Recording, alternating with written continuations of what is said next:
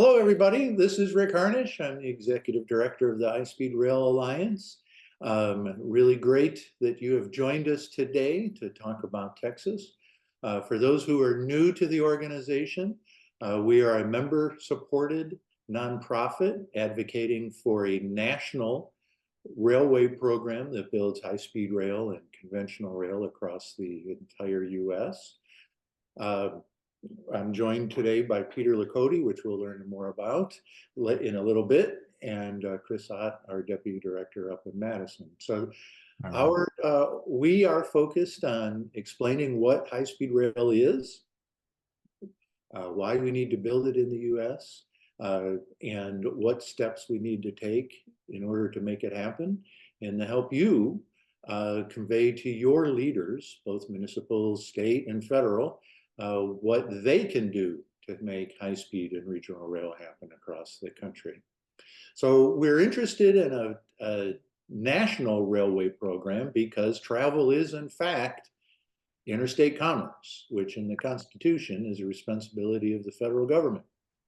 And except for 3 states, there's no high-speed rail project that really works well without interstate involvement. So those 3 states where it could work on its own are California, Florida, and Texas. Now, all 3 began developing high-speed rail in the early 90s. California has actually got 2 projects under construction, and phase 1 of the San Francisco to San Jose segment officially opens full service on September 21st. Florida moved forward with the High-Speed Rail Authority and began development. And because of that, a private operator, when they abandoned high-speed rail, a private operator called Brightline was able to take advantage of that pre-work and do a really good regional rail service. And Texas actually created a high-speed rail authority in the 90s, and he's decided not to move forward. We want to learn more about what's happening in Texas overall, not just the Dallas to Houston line, but other projects are happening in Texas as well. So I'm really excited to have Peter join us today in order to give us a background. And Chris, if you could give the introduction, we'll move forward. Sure. Thanks, Rick. And thanks everyone for being here. Our speaker today, Peter LeCody, is a Dallas business owner, and he serves as president of Texas Rail Advocates. He currently serves on the Texas DOT's I-20 steering committee. And he also served on the Texas Transportation Commission's I-35 Corridor Advisory Committee and on the steering committee of the TxDOT Rail Division when it was formed. That steering committee was responsible for developing the State Rail Plan. Peter has also served as chair of the Rail Passengers Association at the national level, formerly known as the National Association of Railroad Passengers, and he received the Champion of the Rails Award from Amtrak president at the time, Joe Boardman. For members of our audience, if you have a comment, please use the chat feature. And if you have a question, please put it in the Q&A. It helps us to organize things if we keep the questions in the Q&A, and we'll get to as many of those as we can after Peter finishes his presentation. But with that, Peter LeCody, please take it away. All right, Chris, thank you so much. Rick and Chris, thank you and the Texas, the High-Speed Rail Alliance for allowing us to be on this presentation today. You do some great work up there, and we're certainly pleased to partner with you. Okay, we're going to go into the presentation. Bear with me a second here.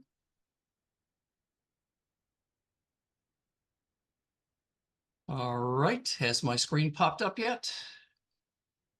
Yes, it has. Okay, good. I'm having a little hard time on this end, but I'll do the best I can.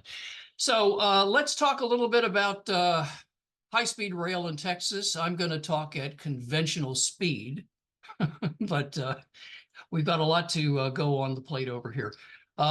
Today, Texas Central, Amtrak, and Train Daddy. That's a interesting combination. The Dallas to Houston high-speed rail project, we'll talk about that, a little bit of drama that the city of Dallas has thrown in, a couple of corridor IDs that the Texas DOT got a couple wins on and one that they didn't. The corridor ID that was granted for Amtrak and the Southern Rail Commission between Dallas to Meridian, Mississippi, the extension of the Crescent. The corridor ID for the Heartland Flyer extension up to Kansas. What's going on in the I-35 corridor with our county judges? County judges, by the way, are administrators. They don't actually bang a gavel. Well, they've got a gavel. They don't bang it. But you won't get sentenced for anything with them. Working on passenger rail between Austin and San Antonio and beyond. Then there's the FRA Amtrak Daily Long Distance Vision, which includes possibly making Dallas-Fort Worth into an Amtrak hub. A daily Sunset Limited, that could be in the works. The TxDOT rail plan, which we've been working on as stakeholders. What's happened in the 2023 session and what we would like to see in the 2025 state session.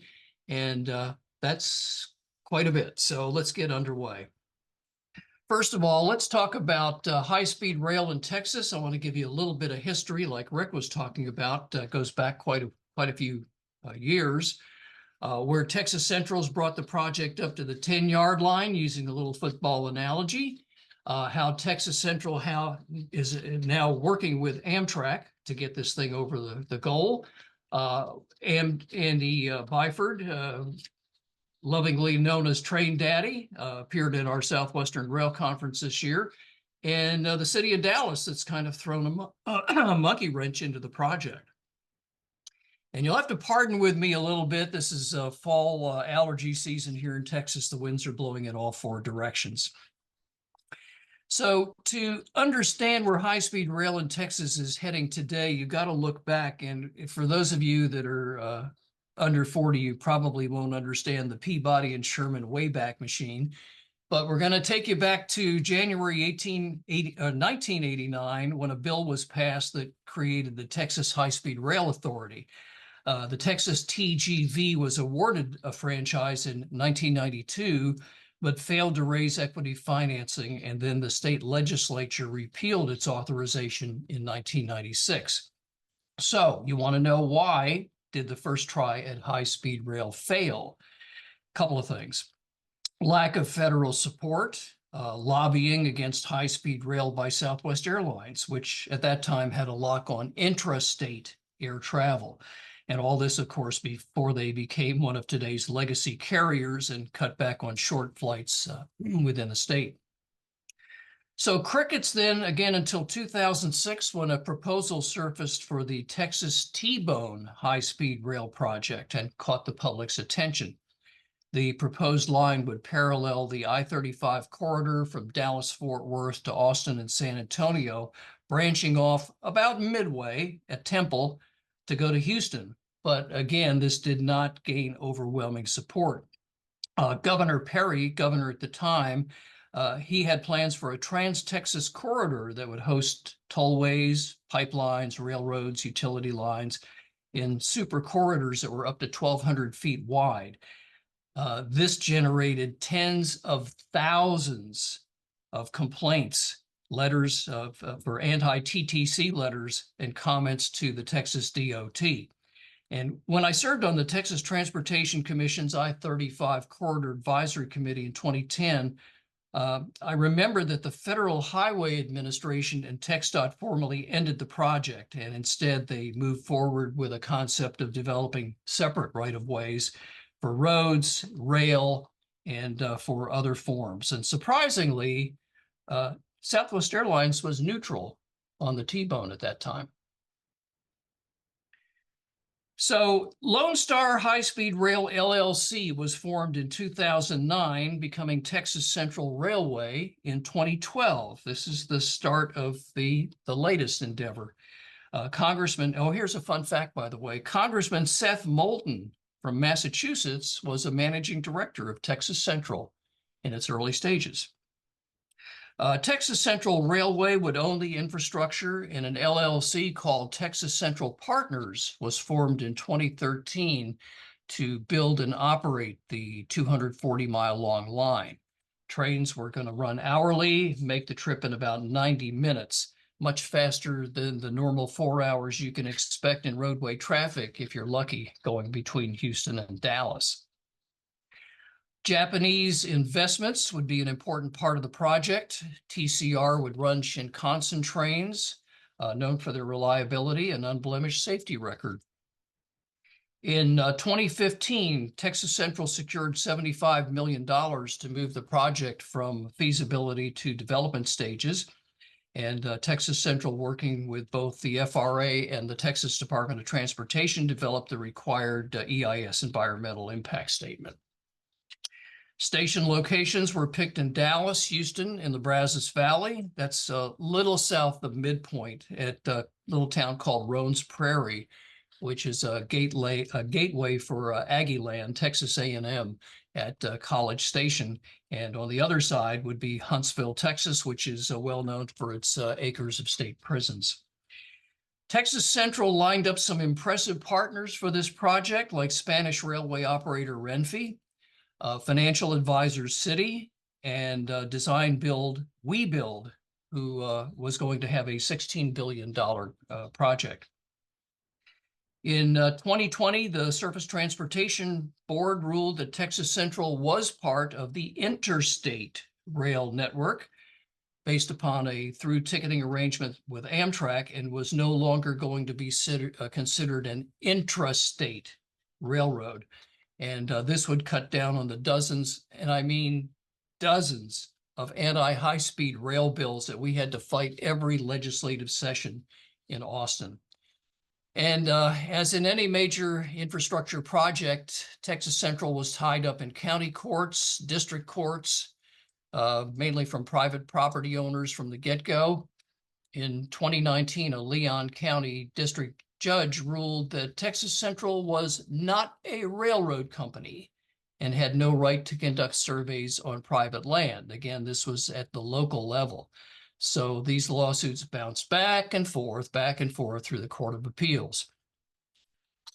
Moving ahead, the pandemic virtually shut down the project for almost 2 years. And finally, in June of 2022, the Texas Supreme Court ruled that Texas Central had eminent domain authority to build a rail line. But unfortunately, this was bad timing, because right before that, a couple of months right before that ruling, CEO Carlos Aguilar stepped down along with the rest of the board, and that was very unfortunate. Some of the principals are still active behind the scenes, and now a turnaround artist. His name is Michael Bowie. He's based in Houston, has been leading the company as CEO. So that brings us up to date here. Oops, where's my pointer? There we go. Brings us up to date to 2023, when Amtrak began working with Texas Central and started applying for federal grants. So here's the big question. With Amtrak now in play, will a chunk of funding from the infrastructure bill come into play? We were lucky to get both Amit Bose, Federal Railroad Administrator, and also Andy Byford, who's Senior VP for High-Speed Rail at Amtrak, Train Daddy, at our Southwestern Rail Conference in April.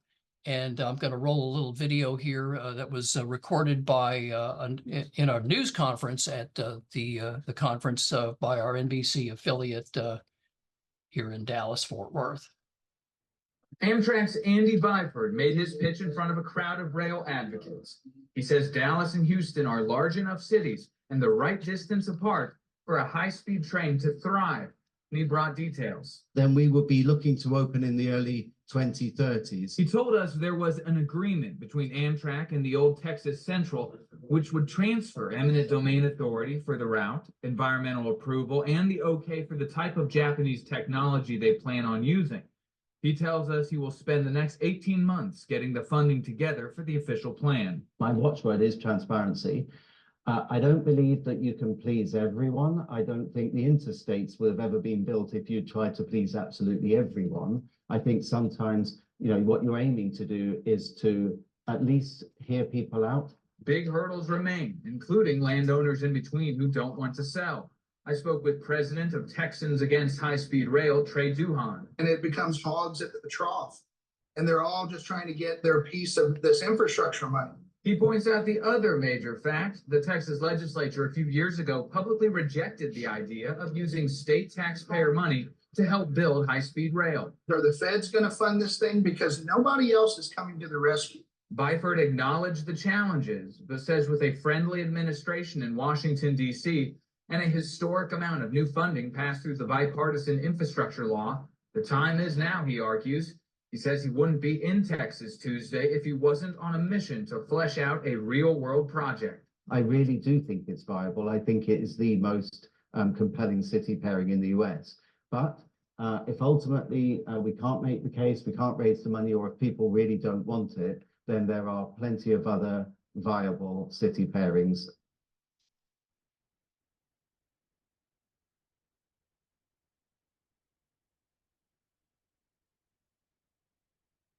Oops, there we go.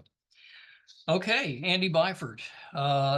Little bit of late breaking news. Well, it's a few days old now, but Amtrak was awarded an additional $69 million to continue with the corridor ID steps just this past month. So I understand they haven't fully accepted the 69 million yet, but that is in work. And we did post a story on that about that on the Texas Rail Advocates website.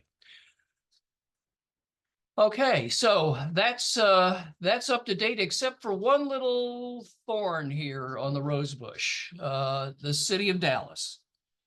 Leave it to city politics. Dallas City Council members a couple of months ago threw a monkey wrench into this project, stating they do not want elevated high-speed trains on the western fringe of downtown to pass by Union Station. That's that purple line that you're looking at on the screen. They don't realize that Union Pacific's main line runs right there, and those 2-mile-long freight trains create a lot more noise than a high-speed rail train on approach to its terminal. And the freight trains are running right by these large hotels 24/7. Maybe our city council members need to get out a little bit more often. So the Council of Governments is working on plans for an alternate alignment along the Trinity River banks. That's the lighter colored line that you're looking at that goes through the Spaghetti Bowl. This is going to be an interesting one to do, trust me. So it'll run along the alignment of the Trinity River banks, and the city continues to fumble on a feasibility study on the original route. They were supposed to have that one originally completed a few months ago. Now it looks like it's going to go into next year. But time is important, and the Council of Governments has to have their plans approved for one or the other alignment in the upcoming months for federal funding. I got to tell you that the sharpest municipal planning organization I have ever dealt with is the North Central Texas Council of Governments.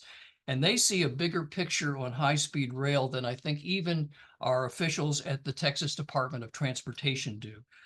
Michael Morris, who heads up the head of transportation at the COG, sees that there's a 40-mile corridor between Dallas and Fort Worth. That's that graphic on the left as the binding link from Fort Worth to Houston, if you want to travel all the way up into North Texas, or from Dallas to Austin and San Antonio. And that's why the Council of Governments also received a corridor ID grant to develop that tiny 40-mile corridor. That is going to be the linchpin between I-45, Houston to the Dallas-Fort Worth area, and I-35 from Dallas-Fort Worth to Austin, San Antonio, hopefully down to Laredo in the Valley, where the Mexican government now is working on high-speed rail from Monterrey up to the border.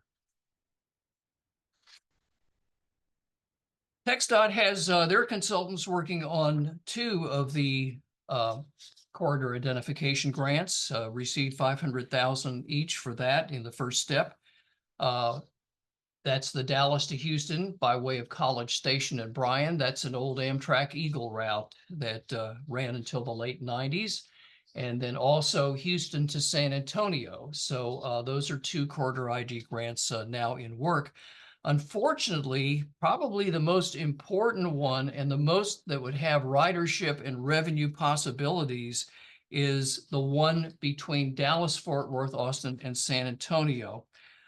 There was some paperwork snafu on that when it was presented to the FRA, and the FRA kicked it back in the last round of NOFOs, the Notice of Funding Opportunities for the corridor identifications.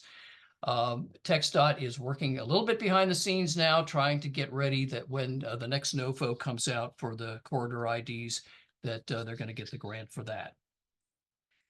All goes to show you that we got to have some state funding for passenger rail. There is still planning money to take the grant on that, all of these 3 grants into a service development plan, but no further.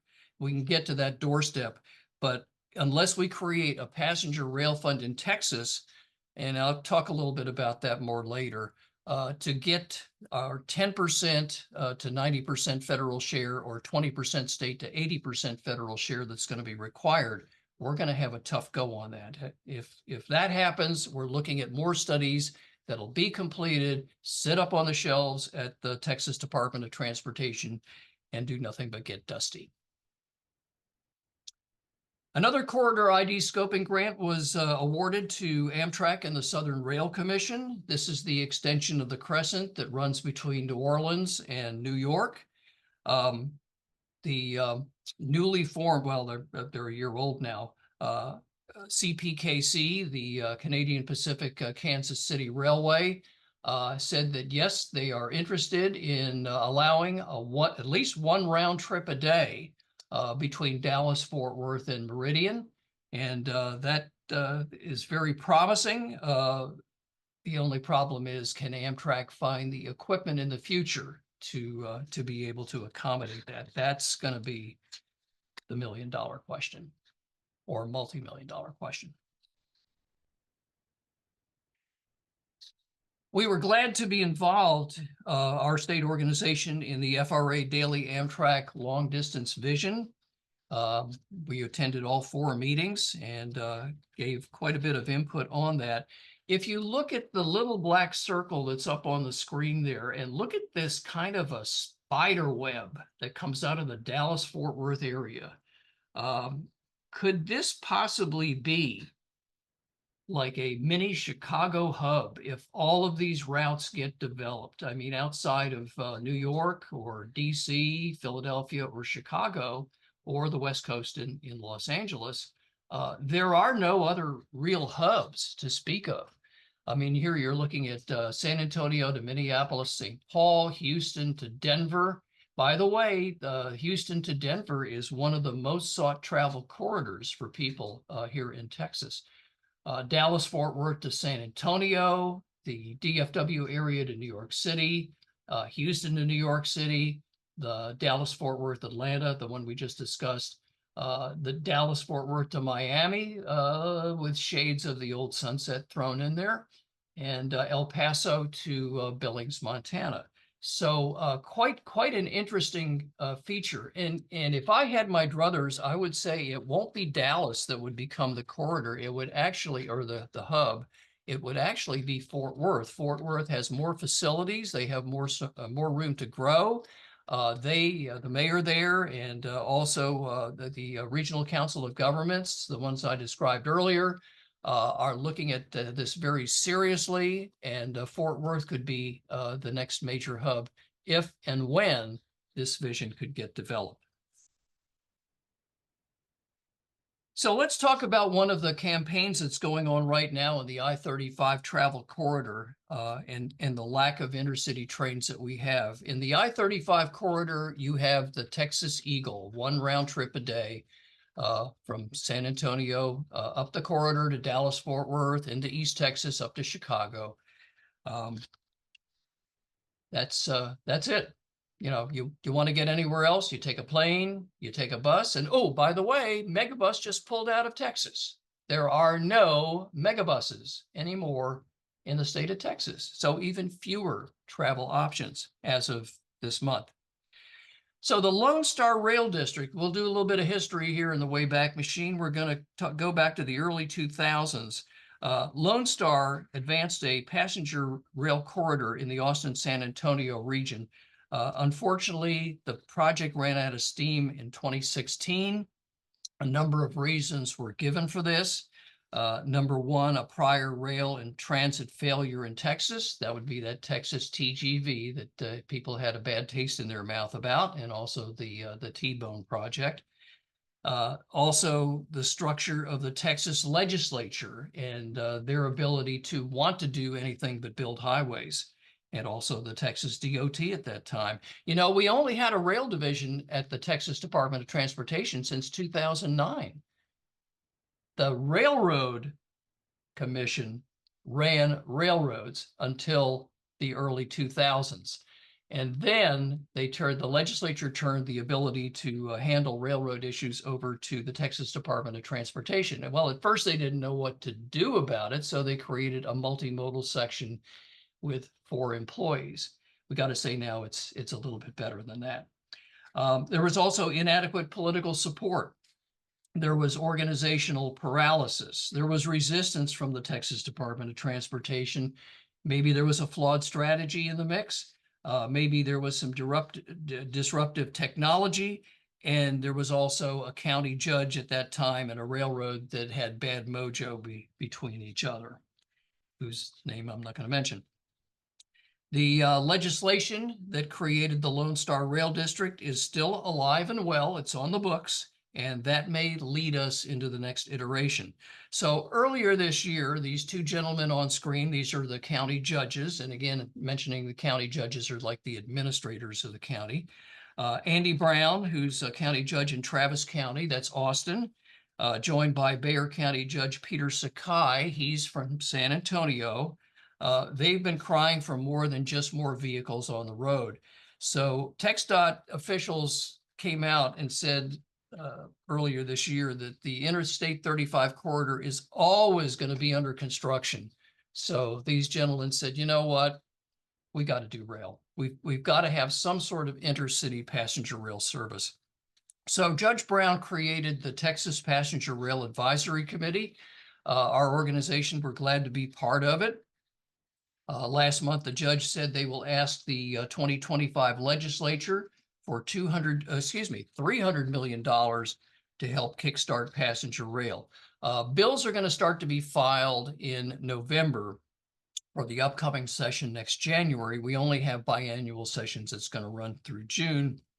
Very short time frame.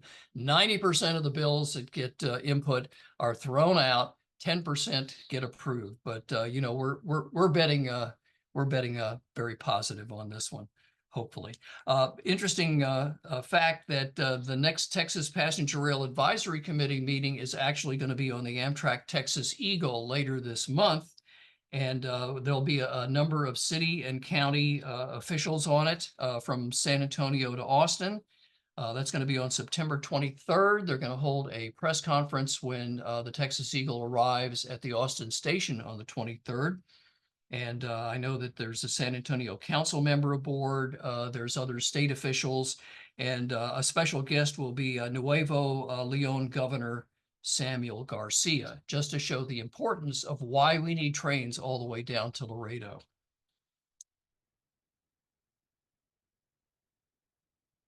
And I did give you a fun fact about the Texas Railroad Commission that used to oversee the rail issues in Texas. We have a rail division, like I said, that was created in 2009. Some of the things that we're proud to have accomplished, we were a major stakeholder really in getting TxDOT to create the division and politic for that before the Transportation Commission. We have, unfortunately, the state with the largest number of rail miles and the largest number of at-grade crossing fatalities and injuries. Yeah, and we need a rail division that is responsible for both freight and passenger rail projects. Like a few things, you know, we do need to concentrate on safety. That's probably number one at this point. We're very pleased that the Texas Transportation Commission and TxDOT are advancing an exceptional item for $175 million into this next session for at-grade rail crossings. Realize that they only get maybe 20 to 30 million a year from the federal government to cover at-grade crossings. This could be a major effort, especially if we can couple it with some infrastructure money as well. A lot of baby steps that are still here trying to get this moving in the right direction. For the first time ever, TxDOT has created a working group to look at every mode of transportation and what we need to move people forward in the future. The statewide multimodal transit plan is going to be presented to the Transportation Commission later this year, and then to the legislature, looking for their direction on what we can do for the future. And passenger rail, urban rail, regional rail, and intercity rail corridors are all part of the mix in this statewide multimodal transit plan. This is a first for the Texas Department of Transportation, and we're so pleased that they are moving this forward. And also the Texas Rail Plan is being updated this year. Texas Rail Advocates is a stakeholder. We attended meetings in Dallas and San Antonio, and I know we had a few members from the Rail Passengers Association be on their Houston virtual meeting.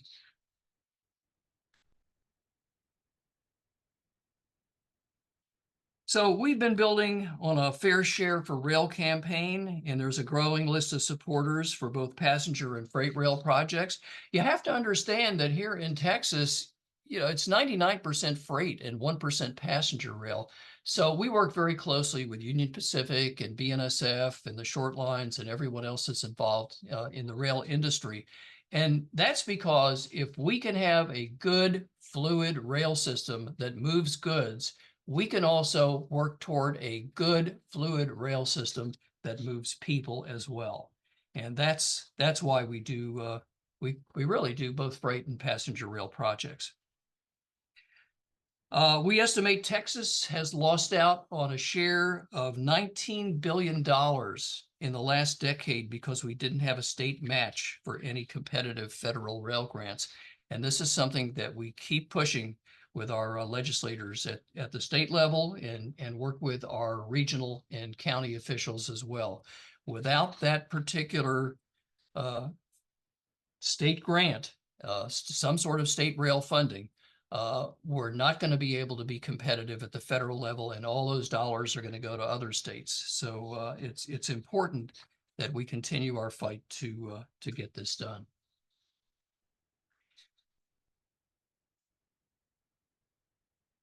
So in 2023, we got closer than ever before. One of our state representatives, Republican from Central Texas, Stan Gertis, put in a rider for $200 million for the Rail Relocation and Improvement Fund. This is a fund that voters approved way back in 2006, but was never funded by the state legislature.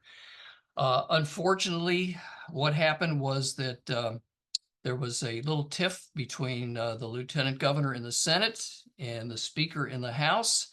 And not only our $200 million rider that Representative Gertis put in, but every single rider for anything else, I mean, anything, was tossed out. This included school funding and you name it, everything up and down the road. So there's a lot of animosity going on right now between the House and Senate, and I'm not going to get into that. But I'll tell you one thing: if we can work with anybody, I don't care if they're a liberal, if they're a conservative, if they're an independent, if they're a Martian, if we can get more than one person together to talk about advancing passenger rail and freight rail issues in Texas, we're going to do it. So in 2024. TxDOT and the Transportation Commission just this past month, advanced what's called exceptional items. And these are items that are out of budget. You got to realize here in Texas that by law, 98% of funding that goes to the Department of Transportation is required to be used for highways. This leaves 2% for every other mode of transportation, and that gets gobbled up very rapidly. So what happens is that when we reach that stage, we have to go for what's called exceptional items. And in the legislative appropriation request that was just approved, there are 3 exceptional items. I mentioned the $175 million for at-grade rail crossings. There's $25 million that's been asked for short line improvements and infrastructure. and an additional $2 million for the Heartland Flyer. Heartland Flyers had kind of a little bit of struggle, like everybody else in transit during the pandemic. And this will help them get through and keep them running solid. By the way, they're doing excellent in ridership and revenue this year. They may be on target to hit a record amount in ridership and revenue. So we're keeping our fingers crossed for the end of this month, though. That'll be the end of their fiscal year. And the Heartland Flyer is a partnered service of the Oklahoma Department of Transportation and the Texas Department of Transportation. The Council of Governments here in North Texas was ready to pick up the slack with an $800,000 kick-in, but apparently they didn't need to at the last minute. But this extra appropriation is going to help the $2.6 million contribution that Texas puts in for the Heartland Flyer each year. And of course, as I mentioned before, there is a corridor ID grant application in, and that is to extend the Heartland Flyer from Oklahoma City to Newton. The Oklahoma and the Kansas Department of Transportation and their legislature there has been moving that forward. We're looking forward to seeing that happen. And we're looking for champions, and we continue to push in 2024. Like I said, bills start getting filed here in November. Our session starts the middle of January, and we are going to go all out to get some rail funding so we can get those federal competitive grants like every other state does. And last but not least, just a quick shameless plug for our Southwestern Rail Conference. It'll be the 21st year. It'll be held at the Hearst Conference Center in the Dallas-Fort Worth area. Registration is going to open this fall, sponsorships as well. We have real good relationships with UP and BNSF. They've been longtime sponsors of this conference. We cover both freight and passenger rail issues. It's a very unique hybrid conference. And if you're interested, you can check it out on the website. So there you are. I want to thank Rick again and Chris for allowing us to come on board here and talk about rail in Texas. And also to all the members there of the High Speed Rail Alliance. You guys are doing a super job, and keep up your good work. Thank you, and the same back to you. I really appreciate the amount of work you guys have done to move this forward. I want to point out, you skipped what in my mind are two really important projects, which is TexRail from Fort Worth to the airport, and then the Silver Line, which goes east from the airport, using DMUs, which are to me very exciting, because that shows that regional rail can work. If Texas can do it, then it can work elsewhere. Yeah, we're very pleased, Rick, to see both of those projects. The Silver Line actually is running some test trains on several of the sections this week. And hopefully they're going to be up and running by 2026. TexRail is another amazing project. And yes, it does show that regional rail does work. You are absolutely right. Yeah, and I last was in Texas while the construction was wrapping up on TexRail. So I need to get back there. Come on down for some barbecue. Well, I don't know. I'm from Georgia, and so barbecue has a very different meaning in Georgia than it does in Texas.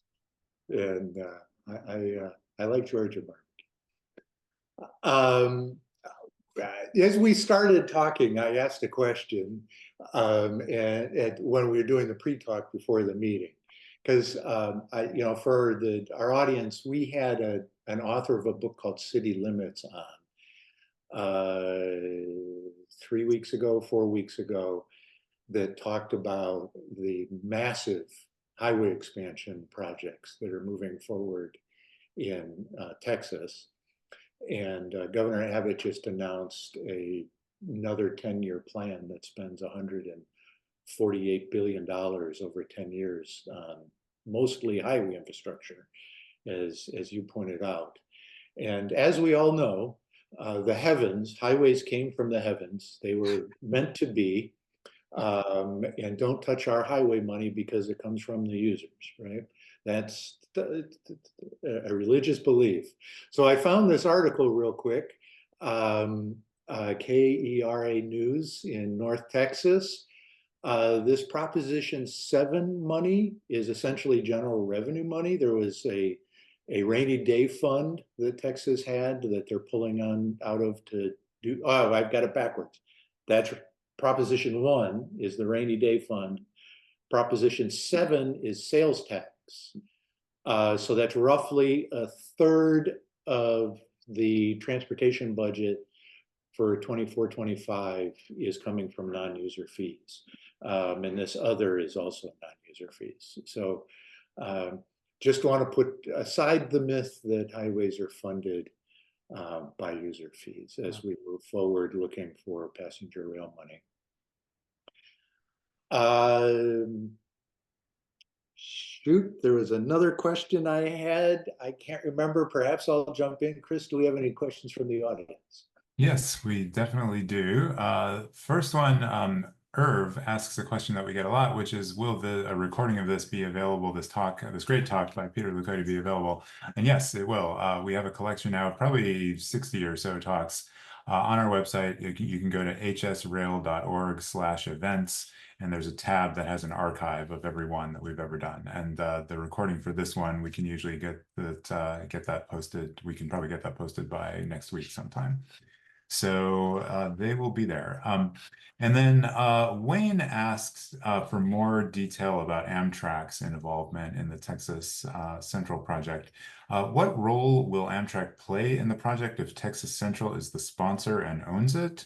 Or did Amtrak buy Texas Central? Is there, can you shed any more light on exactly what the hierarchy or structure is there? Well, at this point, you probably know as much as we do. They're keeping it very close to the vest. Whether it's going to be a total Amtrak project, taking all of the information that Texas Central has developed to get it close to the construction stage, or whether it's going to become sort of a quasi-public-private partnership, it's still rather foggy. And if you notice the way that Andy Byford phrased things, they're studying it. They're moving it along very slowly. They're not ready to come out and say, I think, what direction it's going to go in. If I was a betting person, I could see kind of a mix here of a public-private partnership. Amtrak has some involvement in it. Maybe they're the operator of it.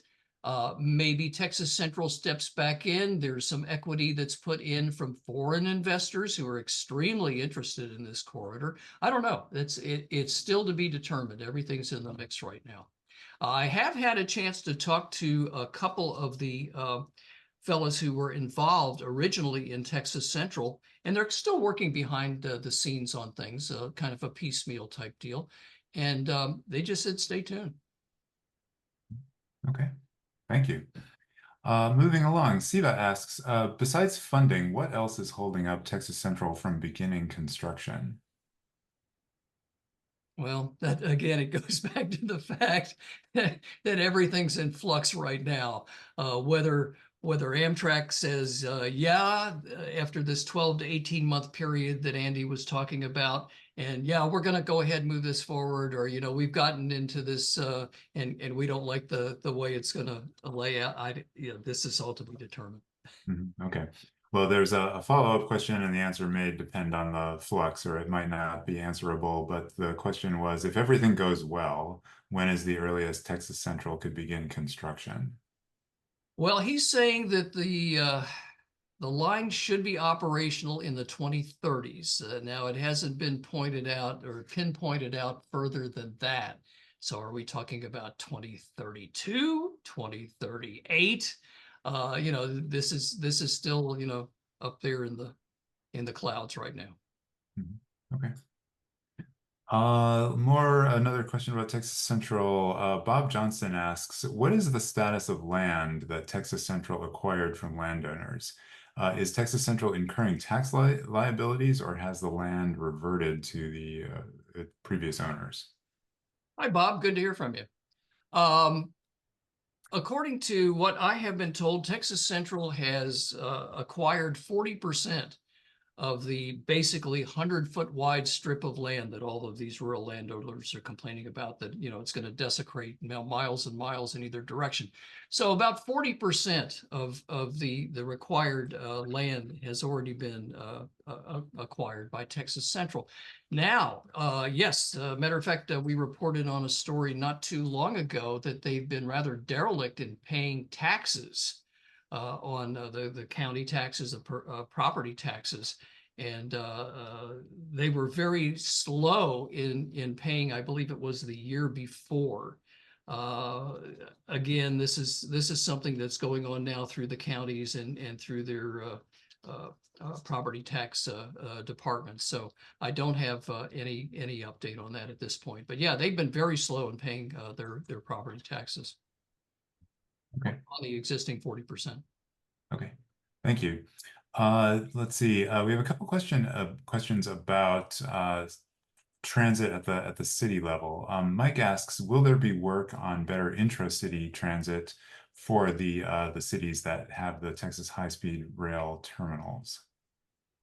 Well, if it's anything like our Regional Transportation Council here at the North Central Texas Council of Governments and our Transportation Director, Michael Morris, they are very intent on making sure that that first mile, last mile is covered.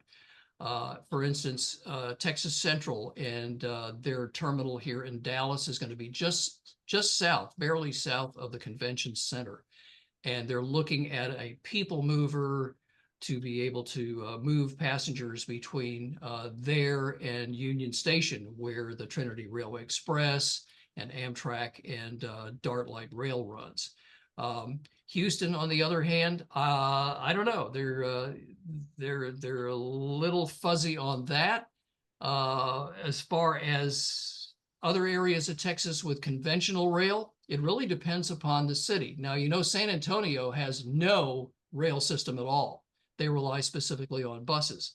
So if Amtrak is to expand in San Antonio, that's going to be up to them to figure how to move people around. And it would probably be by bus because for some reason, you know, a top 10 city in the country with no rail system, light rail, urban rail, regional rail, makes it very difficult. Mm-hmm. Okay. And then Derek asks a related question and has a lead into it or a comment first. My understanding was that for high-speed passenger rail to be successful, it had to be built where intercity passenger rail was already successful, and for intercity passenger rail to be successful, it has to connect cities and towns where public transportation and mass transit are already successful to bring in hundreds of thousands of riders to the stations every day. By building this high-speed passenger rail project for an excellent public transportation and intercity passenger rail system is already in place, is there a danger that the project could struggle because the number of passengers don't materialize? Well, is it one of those things, if you build it, will they come? I'm very optimistic that they will. I think a lot of our cities that are involved or would like to be involved with passenger rail, whether it be high speed or whether it be intercity or regional rail, are doing a pretty good job so far. For instance, Trinity Metro over in Fort Worth for their Tex Rail system, and also for the part that they partner with DART on the Trinity Railway Express. They've come up with some ideas. They have a little shuttle system that they'll run from stations to take you that first mile, last mile. They have buses set up. And by the way, Fort Worth Mayor Matty Parker now has put together a team looking at light rail, urban rail for Fort Worth. So there's some bright glimmers of hope. Houston, yeah, there may be some expansion in the future on their light rail system down there. Austin, they're looking at Project Connect, which is going to be a multi-billion-dollar expansion for light rail in the Austin area, which, if you've traveled in Austin, traffic is horrendous. It's one of the worst places in the world I've been when you want to try to get from point A to point B. So there's a lot that's brewing right now. And I think a lot of the Council of Governments, the MPOs and our elected and appointed officials understand that, because everybody seems to want to move to Texas, and hey, we got to find ways to move people around. Great. And then another question, and more kind of at the local level. Does Dallas to Fort Worth, a 30-mile ride with a stop, need high-speed rail where it cannot reach its maximum speed? Would this corridor be fine with a regular commuter rail as opposed to high-speed rail? And there was a response from Curtis Garrison saying Shinkansen bullet trains are used in Tokyo and surrounding areas for equivalent distances and is very practical. The train can stop for 2 or 3 minutes and can reach full speed in 2 or 3 minutes. Do you have anything to add to that? Yeah, I do, and I think a lot of people misunderstood when the Council of Governments got their corridor ID grant for the 40-mile run between Dallas and Fort Worth, and they threw up their hands going, high-speed rail, 40 miles. You'll never get up to speed. That's not the object of it. The object is that's the connector between the other major lines in the state. The line that goes down I-45 to Houston, and the rail line that would go down I-35 from the Dallas-Fort Worth area, basically to Austin, San Antonio, and Laredo. That is the connector that will make things happen. You don't have to go 200 miles an hour. You could go 80 or 90 miles an hour. And I mean, if you traveled in Europe, there are trains, there are high-speed trains that do some short stops in between. It's a matter of connecting the people where the people are to where they want to go. And interestingly enough, this connection, the Dallas-Fort Worth connector, I hate to use the word high speed because it throws everybody off on the short run. This connector is going to have a stop in Arlington, which is the entertainment district in North Texas. You've got the Cowboy Stadium, you've got the Rangers there, you've got all kinds of amusement parks and things going on and venues. And this is going to be an intermediate stop. So it's about 20 miles. And by the way, I don't think every train's going to stop there. It might be a skip stop. You'll find that that's going to attract a lot of people who say want to come up from Houston and maybe go to a Cowboys game. You know, I mean, of course, you know, Houston has a football team, but hey, we're better. Come up for the game and then go home at night. They'll be able to do that directly from Arlington, from that stop, which is not far from the stadium. So there's a lot of good reasons why this connector is important for not only the whole region, but the whole state. It's going to really solidify high-speed rail transportation in the whole state. Okay, thank you. And another question about the Shinkansen. Hector asks, is it realistic to get Shinkansen or other Japanese technology working here in Texas?